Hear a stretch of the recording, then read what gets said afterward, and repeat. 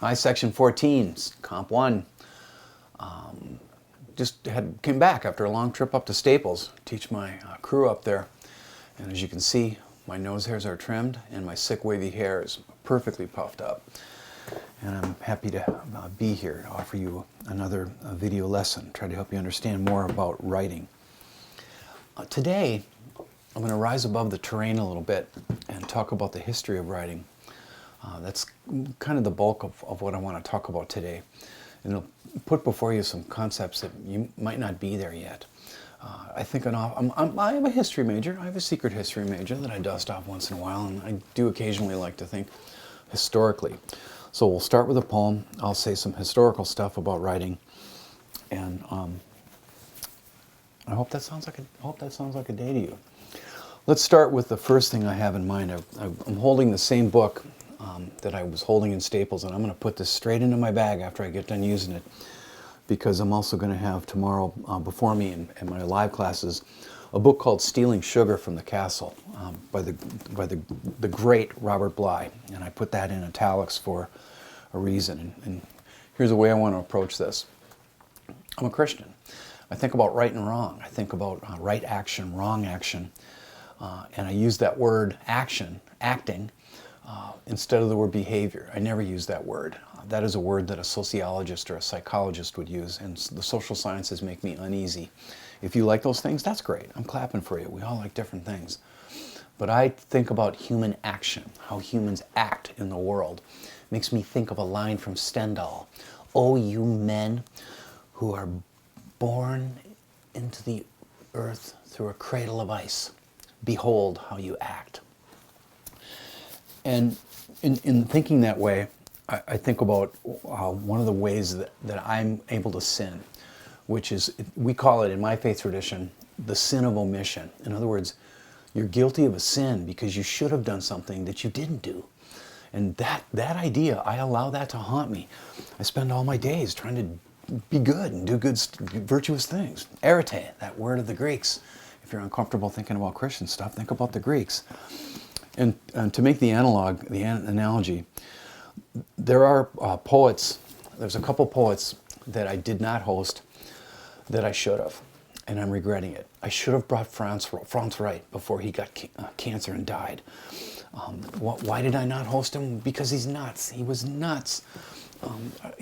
I asked myself the question, what would it be like to host a poet who has bipolar disorder and affective schizoid disorder? I should have found out, because his poems are beautiful, even if I would have been the only one happy in the Chalberg. More specifically, I'm regretting that I didn't host Robert Bly. He's one of us. Robert Bly is a Minnesota poet. He's one of the great poets of the country, and I just never got around to it, did I? In self-defense, I can say, well, look, I was building a series, and in my primitive head, it just seems like I could bring people from all over the country, all over the world. Well, Robert Bly was here, and it's kind of like when I go out to my shed. You've had this experience. You go out there and you're looking for a tool, and you're looking and you're looking and you're looking, and the thing you want, the thing you need, is right in front of you, before your eyes.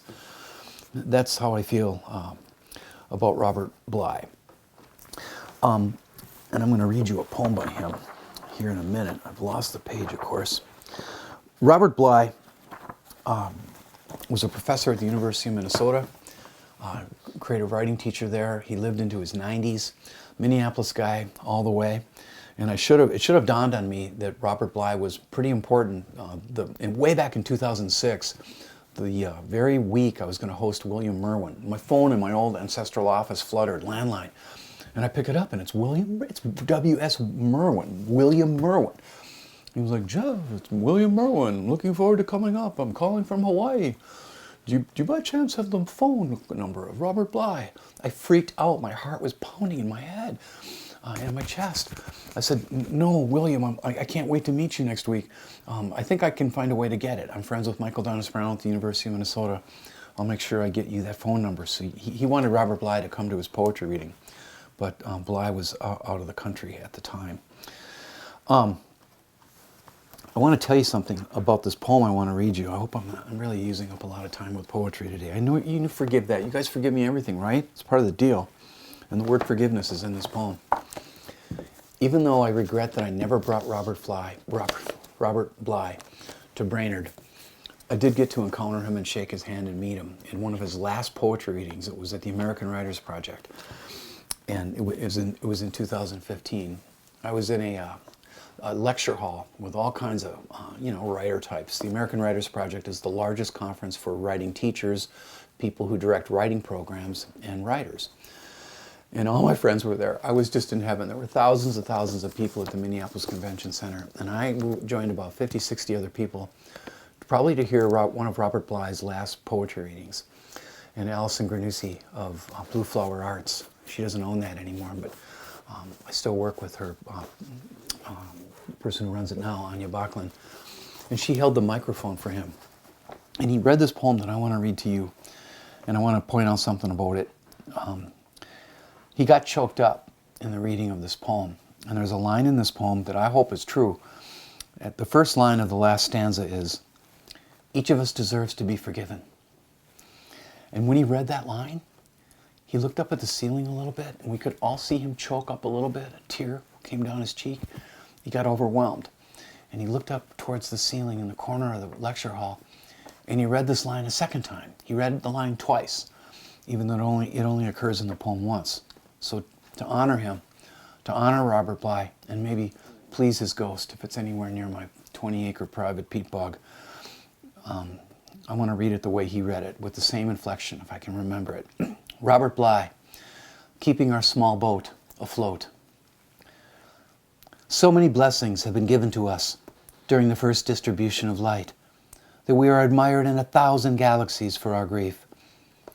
Don't expect us to appreciate creation or to avoid mistakes.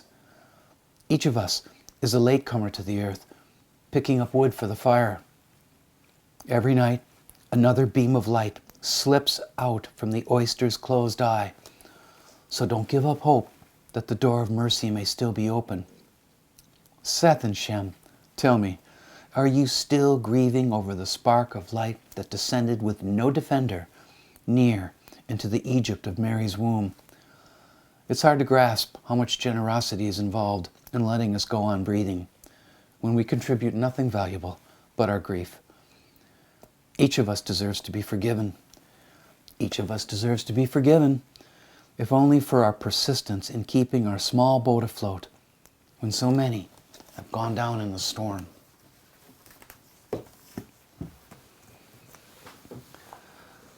Anyway, we all have things that we wish we'd done. I guess the only hope we can do is just be the best men and women that we can in the world, be the best people we can be, and try to keep those regrets too. Let's try to keep that list short. I know you're doing the same thing.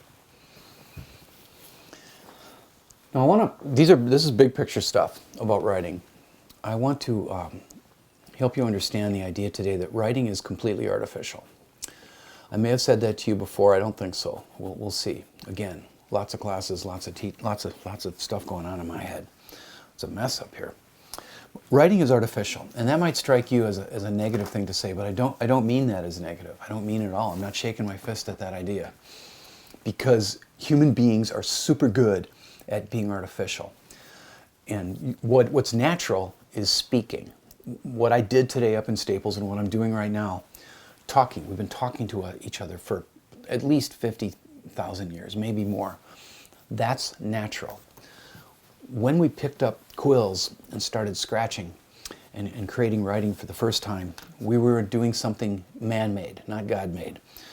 And by artificial, I mean everything that we're great at, right?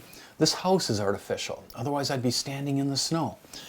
I built this house, and it's maybe seemed natural. Look, that guy's building his house with his 3 carpenters. We built something wonderfully artificial, and that's where I live. You could think of a million examples. Think of an orchestra, right? That was my example up in Staples. I even played a little bit of an orchestra. Hilary Hahn playing something. Fantastic violin player. And we looked at it for a minute. I spun it maybe for a minute. And then I said, okay, look, it seems perfectly natural. Beautiful musicians getting together to create something, but everything about it was dreamed into being by a human being's imagination. It's artificial. The violin of Hilary Hahn the wood came from a tree, but it was artificially turned into something beautiful, a violin. All of the instruments are artificial. Each musician had sheet music that was artificial. The music was written. And we're so good at writing music that composers are able to leave specific instructions like legato, staccato, adagio, different ways to play that note. Writing is artificial, and it is also the single most important invention human beings have ever come up with. Nothing expands and changes consciousness like writing, like the beginning of writing. Now, I don't have a timeline here. It's kind of hard to do a timeline in Final Cut Pro, which is my editing tool. But let's think back a little bit. Let's go back 28 centuries. I'm thinking, and we'll turn history's pages a little bit if you permit me. In the 8th century BC, if I were politically correct, I'd say BCE, before Christian era. Forget it. I'm an old-fashioned man from the 20th century. It's BC. Contact Human Rights and the Dean if you got a problem with that. 8 centuries before Christ, we had two incredible poets writing at the same time. One of them writing at the same time. Homer and Hesiod lived in Boeotia. What's amazing to me is that while Homer was singing his Odyssey, the Iliad and the Odyssey, from memory, blind, he never wrote a word, Hesiod was writing. Down the street, Hesiod was writing out his works and days in his Theogony, in his poem, The Shield of Heracles. That's kind of, in terms of Western culture, which is mainly what I'm interested in, Western civilization, that was really the beginning of it. We skip forward a few 3 centuries, and suddenly we have Socrates, a hero of mine, proclaiming that writing was a bad idea. He likened writing to, he said if you write something and then send it out into the world, Socrates believed that that was the exact same thing as turning a child loose in a very expensive shop full of expensive pottery. That in the same way that a toddler or a little kid, a child, can do all kinds of mayhem and wreck stuff in a store, so too can something that you write have a life after you've written it. You can't control it anymore. It's too late. Plato came along and also had a thing or two negative to say about writing. But ironically, as every English major knows, every classically trained rhetorician, he had to use writing to question writing, right? A few more centuries. Now I'm thinking of the 5th century AD. St. Augustine looked up one day in a library, a real hero of mine, and he saw a dear friend of his, St. Jerome, over reading in the sunlight, and he was holding a book or some sort of scroll, and Augustine freaked because St. Jerome was reading, but he wasn't making any sounds. He was moving his lips, but he was reading silently and moving his eyes across the page. And then later, 2 weeks later, Augustine observed him reading silently, but his mouth was closed. He may have been the first silent reader. You may not know this. In the olden days, in way back times, if you wrote something, it was meant to be proclaimed. It was meant to be read aloud in public. It had never occurred to anyone prior to Jerome that you would sit and read silently, even though it's more efficient. You can get more done. I'll talk about it maybe more on another day if I don't forget, but there's a tremendous tension in our human hearts between the part of ourselves that's literate here in modernity and the oral part. It's the orality versus literacy thing. And then we go up the line a little bit further, and suddenly we have Gutenberg in the 1400s, a goldsmith of all people, creating and manufacturing the first movable type machine. And that made text widely available across Europe, and suddenly everybody's reading. In the centuries before that, if you wanted a copy of a book, you had to have somebody copy it out, scriven the whole thing. There was a class of people back then that preserved knowledge, and I think of them very fondly as the monks of the monasticism movement. So I don't even want to stray into modernity and talk about what computers and Chat GPT and all these screens are doing to our writing. But we've arrived now at something that I got to tell you that it's pretty gall-darn important. When I think of literacy, I think of the 4 ways that we are literate. We read, we write, we speak, and we think. And all of those human activities feed each other. And we all have different abilities with reading, writing, speaking, and thinking. That's really what comp classes are about. You already can read, write, speak, and think. And here you have an opportunity to practice it more. That's what the journal is like. But here's a key takeaway from today. I hope you remember this. And it might be hard for some of you to hear. And I'll just put it simply. In more than one journal, not shaking my fist, not criticizing, just observing. I'm reporting. I'm not prescribing, I'm describing. In some journals in this section, in journals that I've seen elsewhere and in all the other classes that I'm teaching, from here to Staples, from here to Brainerd, from here to Long Prairie, I've seen students separate reading and writing as processes. I've seen students say, you know what, I like reading, but I don't like writing. Or I like to write, but I don't like to read. As gently as I can, I can't sugarcoat this for you. I have to be clear and tell you that in saying that, if that's you, rethink that a little bit. You're making a special and catastrophic mistake. You cannot separate reading from writing. They feed each other. And here's the idea that I've just got to get to, and I repeat this all the time. The only way to become a writer, to become a real writer, to be able to write with grace and eloquence and a number of voices for a number of different purposes is reading. You have to read. If you don't have a rigorous reading life, like really striving to read, you will get nowhere as a writer. You can't learn how to write without it, any more than you can learn how to drive a car just by taking a lot of car rides. You have to do it. You have to pick up the pen or the keyboard, preferably the pen when you can, and you have to do it. That is the only way. Reading is the only way to internalize language, to internalize the structures, the rhythm of it, the rhyme of it, the beauty of it. You can't do it any other way. And I'm going to give you a ratio here. I think John Lennon is who I think of when I'm explaining this idea. John Lennon, back when the Beatles were just kind of a crap rock and roll band in Hamburg, Germany, just playing for places to stay and playing for beers. Right at about the point that they started getting serious about it, the great John Lennon, and I will call him great, he's a poet too, he said to his bandmates, what we should do is rehearse 99 hours for every hour that we perform.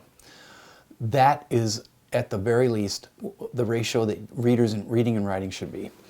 You should read 99 hours and then maybe write for a little while. Then read for another 99 hours and then write for a few minutes, write for an hour. Every time I see a writer with a clear line of running prose, and it's usually a woman, I'm sorry bros, it's usually a young woman, it betrays in a really great way that she's had a reading life, that she's been reading and reading and reading and reading. When I see like British spellings on words like behavior and theater, it's like, this student has been reading English books. And I want to close off today. We've talked a little bit about action and behavior, regrets. We've talked about how writing is the greatest revolution of consciousness that we've ever had. We've talked a little bit today about the idea that if you're not reading on top of writing, you're not going to experience that expansion of consciousness that I'm trying to talk about. I'm feeling confident that you've got to get this. You have got to remember this. You have got to read to write. They're just interchangeable, and I'm repeating myself now. And I want to end today by going to my friend Billy Collins. He did a series of brief interviews for National Public Radio a while ago. And one of the questions is, hey, if somebody wants to be a poet, how would they get started? And he's going to give the answer that I've already given you. The secret work is reading. And when you hear this, yes, he's talking about poetry, but think of it more broadly. All writing is like this. And I should mention too, Billy Collins, in addition to being a genius, one of the great literate poets of ours, and our most popular poet we have in this country right now, probably on earth. My wife's calling me. I'm sorry, you guys. Hey, I'm shooting a video, okay? Oh, sorry. That's okay, all right. Mom, have to call. Okay, love Bye. you. I'll call you back in a minute. I'm almost done. It's so distracting. Maybe I've told you. My iPhone is my ear hearing aids are paired to my iPhone. This happens all the time, and it's more irritating because spam calls are coming in, and I want my phone on in my classroom. So what happens is it rings inside my head. I'm always sharing our personal problems with you. Let's go to Billy. Let him answer this question. There's only 2 minutes to go, so we can keep this at around the 22, 23-minute mark. You should know, too, that in addition to being a U.S. Poet Laureate and my friend, who I've hosted 3 times, he's also a serious English professor. This is not just Billy Collins. Nobody thinks of him like this, but he is Dr. Billy Collins. I'll see you guys next week. And then we do have some questions. There was one Yeah. from someone named Garen Hill asking, if you aren't a poet, but were interested in getting started, how would you do that? Oh, well, you just have to read. It's really, it's such dull advice. There's no key to it. You just have to read read poetry, that is, for 10,000 hours. That's a good number that people use. I mean, if you're going to become proficient at anything, like the cello, you would take cello lessons. If you wanted to be a sculptor, you would take lessons in sculpture making. You wouldn't just attack a piece of marble with your bare hands and a screwdriver. Or these days, You could. it could pass for post-contemporary art. So, but there's no, you can just grab a pen and express yourself. You can't do that with a cello or a bassoon or a piece of marble. So the preparation to write poetry is really a hidden one, and it really lies in the simple act of reading tons of poetry. And I mean not just stuff you find in magazines, but if you really want to be trained in poetry, you need to read Milton, you need to read Paradise Lost, you need to read Wordsworth, you need to read Wordsworth's Prelude, big poems, the major stuff, and so that eventually you kind of internalize the rhythms of English verse. You know, you kind of start thinking iambically, not exactly that you're writing formal verse, but you begin to think in the rhythm of English poetry. That's if you want to take it seriously. I mean, if you don't want to take it seriously, you can just get a 79-cent pen and express yourself. No one's going to read it with any pleasure because you don't have the training. You're not part of you haven't paid attention to what's happened in the past. And you know how it is if anyone comes along and they haven't bothered to check out the history of what they're into, and they just kind of announce themselves as if they discovered it, they really look like jackasses. So there's that risk also. So reading is, I'm afraid, the answer.